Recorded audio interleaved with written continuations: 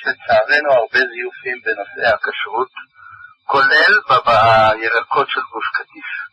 לכן לא כל הירקות של גוש קטיף הנמכרות בשוק, בעיקר בשווקים הפתוחים, אני לא מדבר על חנויות שיש להם השגחה. בחנויות של השגחה, אז אותו בד"ץ, כמו לדוגמה אני אתן העדה חרדית, או כל בד"ץ אחר מפורסם וידוע ומוסמך שיש לו אנשים ויש לו משגיחים, ולא מין בד"צים שיש היום. לצערי אני אומר את זה בכאב רב. אני יודע שיש רבנים שחולקים עליי בזה שאני מפרסם, אבל אני כלפי שמיים רוצה לצאת נקי. כל אחד יישא את האחריות כלפי הקדוש ברוך הוא על זה שהוא שתק. אני לא יכול לשתוק כשאני רואה דברים שהם מקולקלים ומטעים את הציבור.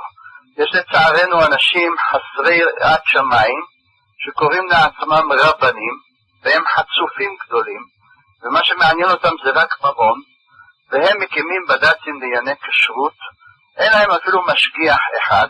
לצערנו יש הרבה מסעדות, אני חוזר ואומר, הרבה מסעדות, גם בירושלים, בלטרין של מלך, שיש שם חשש של נבלות וטרפות, ויש להם תעודות כשרות של כל מיני בד"צים שהם קיימים אך ורק על הנייר, וצריך להיזהר בזה מאוד מאוד.